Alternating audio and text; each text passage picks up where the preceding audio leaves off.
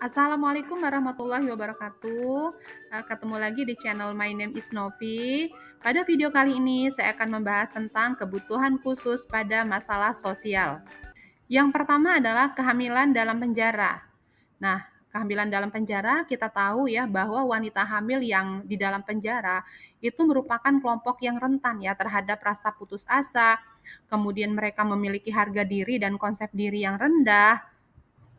Tentu ini bisa, disebabkan oleh karena stigma sosial ya, karena, wanita hamil yang di penjara itu seringkali mereka menghadapi stigma sosial yang kuat ya, mereka sering dianggap sebagai pelanggar norma atau orang-orang yang gagal. Jadi ini, bisa membuat mereka merasa malu, kemudian terisolasi atau tidak berharga.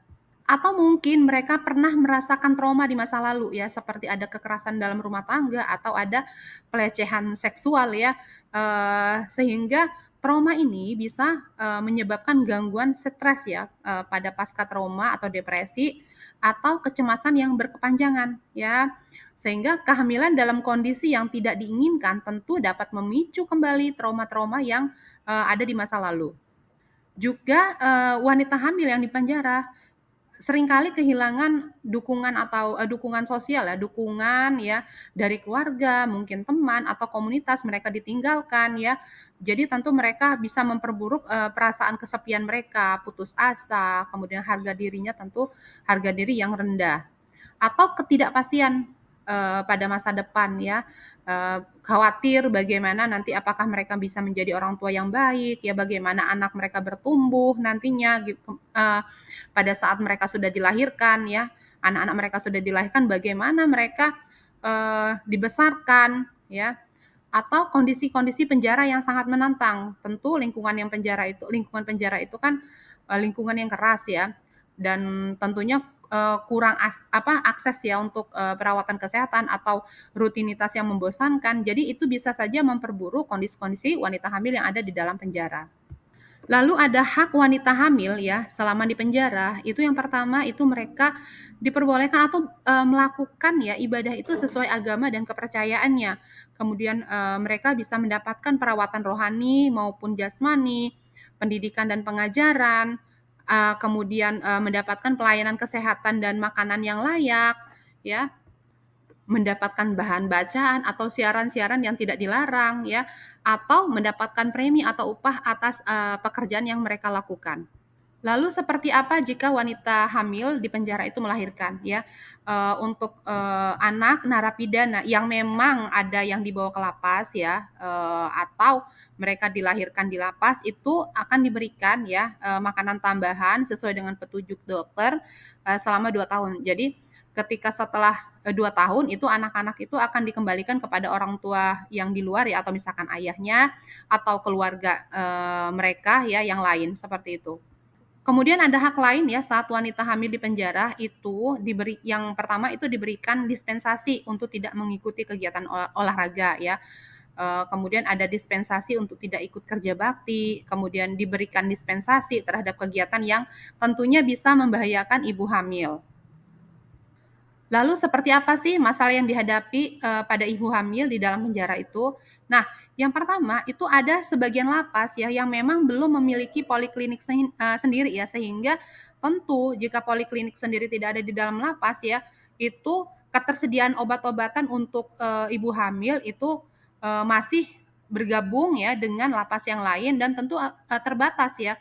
Kemudian ada pembinaan kesehatan pada ibu hamil itu hanya diberikan saat narapidana itu sakit atau ada keluhan kesehatan yang lain ya.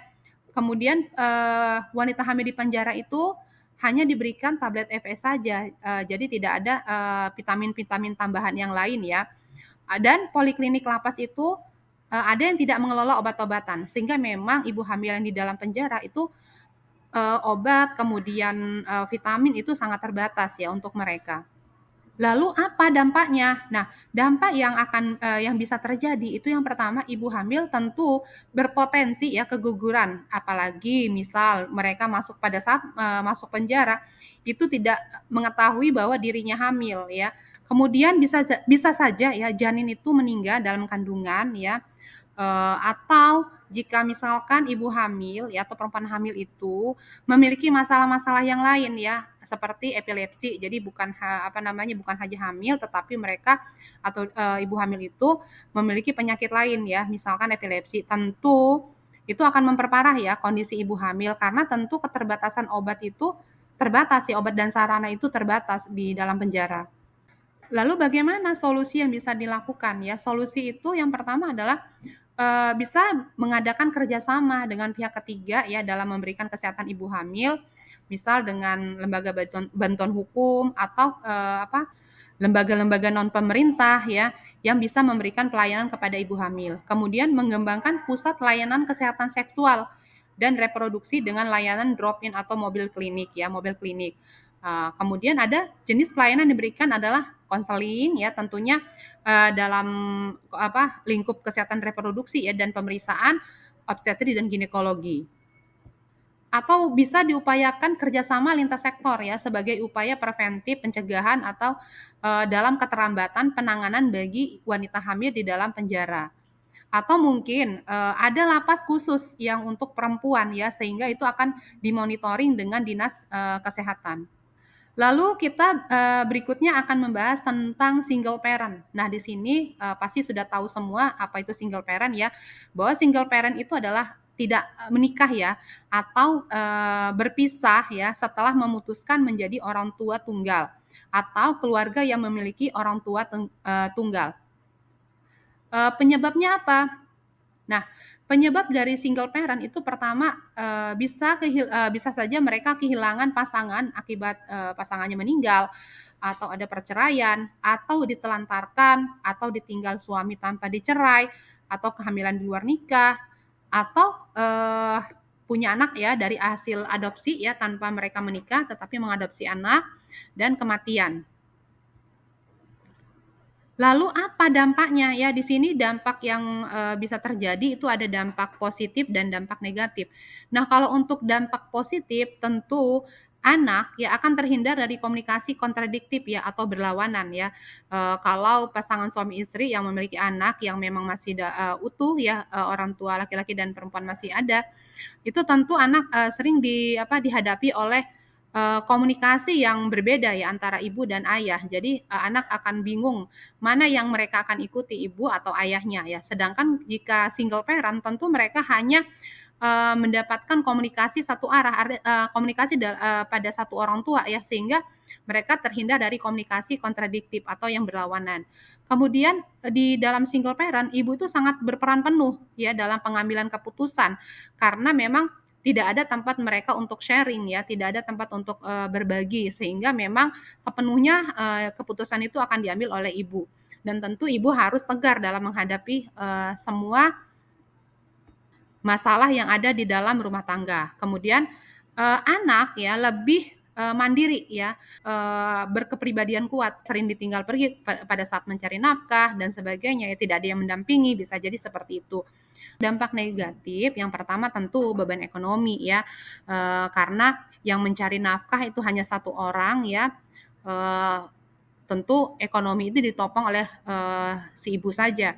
Kemudian bisa saja terjadi dampak pada perubahan perilaku anak. Anak bisa saja membangkang ya atau karena protes ya membangkang kemudian tidak bisa diatur ya atau psikologis anak terganggu ya atau fungsi seksual dan reproduksi pada ibu juga menjadi masalah ya.